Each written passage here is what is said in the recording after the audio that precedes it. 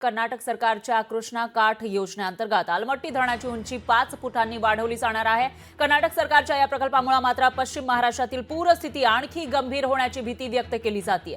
याबाबत विधिमंडळामध्ये आमदारांनी आवाज उठवलाय, तर पूर अभ्यासकांनीही याबाबत महाराष्ट्राने सजग राहण्याची गरज व्यक्त केलेली आहे।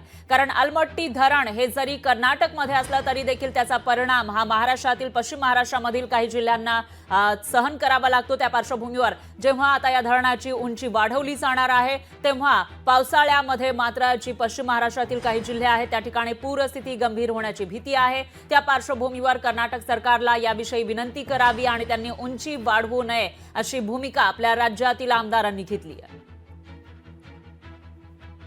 हा प्रश्न विधिमंडळामध्ये सुद्धा आमदारांनी मांडलेला आहे, त्याविषयी आवाज उठवलेला आहे। त्यामुळे आता कर्नाटक सरकारसोबत कशा पद्धतीने याविषयी चर्चा केली जाते तेही बघावं लागणार आहे आणि कर्नाटक सरकार हा निर्णय बदलणार का तेही बघावं लागेल। कारण कर्नाटक सरकारच्या कृष्णा काठ या योजनेअंतर्गत सध्या तरी आलमट्टी धरणाची उंची ही 5 फुटांनी वाढवण्याचा प्रस्ताव आहे आणि त्या अनुषंगाने त्या ठिकाणी ती उंची वाढवली जाणार असल्याची माहिती समोर येते। मात्र जर ही उंची वाढवली तर त्याचा फटका येणाऱ्या पावसाळ्यामध्ये महाराष्ट्रातील पश्चिम महाराष्ट्रामध्ये असलेले जे जिल्हे आहेत त्यांना बसण्याची शक्यता आहे। त्या पार्श्वभूमीवर आता आपल्या राज्यातील आमदार याविषयी आवाज उठवताना दिसून येत आहे। सध्या हिवाळी अधिवेशन सुरू आहे विधिमंडळाचं आणि त्याच्यामध्येही या विरोधामध्ये आमदारांनी आवाज उठवलेला आहे। त्या पार्श्वभूमीवर आता सरकारकडून काय पावलं उचलली जातात आणि कर्नाटक सरकारसोबत काही चर्चा होते का तेही बघावं लागेल।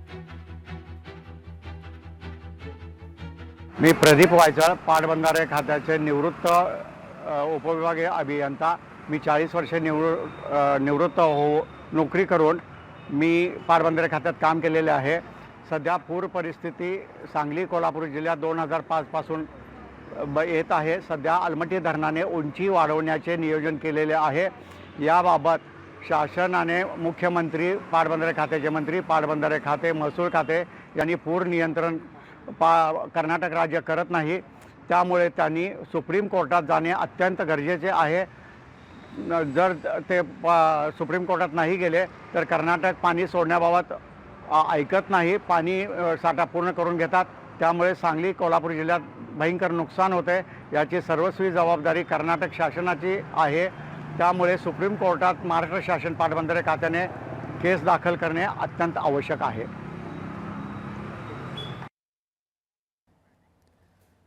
तर या ठिकाणी ही मागणी समोर येताना दिसून येते। त्यामुळे आता कर्नाटक सरकार सोबत याविषयी कशा पद्धतीने बातचीत केली जाईल तेही बघावं लागेल आणि कर्नाटक सरकारची जी योजना आहे त्यानुसार तिथं उंची वाढवली जाणार असल्याचं प्रस्तावित आहे, पण ती उंची वाढवू नये यासाठी कशा पद्धतीने बातचीत केली जाते तेही बघावं लागणार आहे आणि कर्नाटक सरकार ही विनंती मान्य करणार का त्याकडेही लक्ष असेल। कारण आलमट्टी धरण हे कर्नाटकमध्ये आहे आणि ते धरणाची उंची वाढवण्याचा प्रस्ताव त्या ठिकाणी आहे, तसं नियोजित आहे सरकारकडून, पण आपल्या राज्यातील काही जिल्ह्यांना त्याचा फटका बसण्याची शक्यता आहे। आधीच जेव्हा जेव्हा आलमट्टी धरणातून पाणी सोडलं जातं त्यावेळेला महाराष्ट्रातील या जिल्ह्यांना पुराचा फटका सहन करावा लागतो।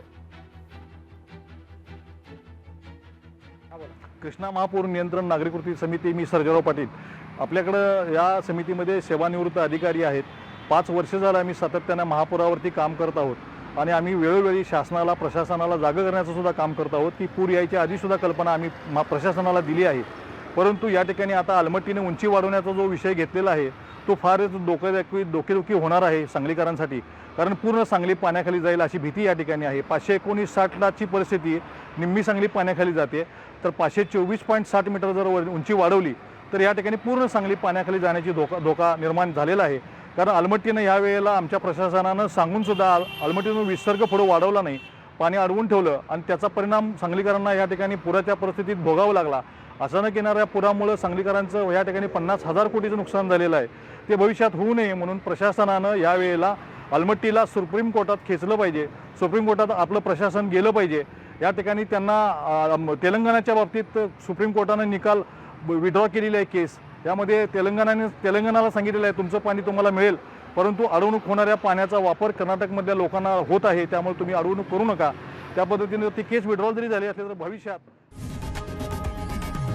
लोकशाही मराठी ऐका, पहा, जागरूक रहा।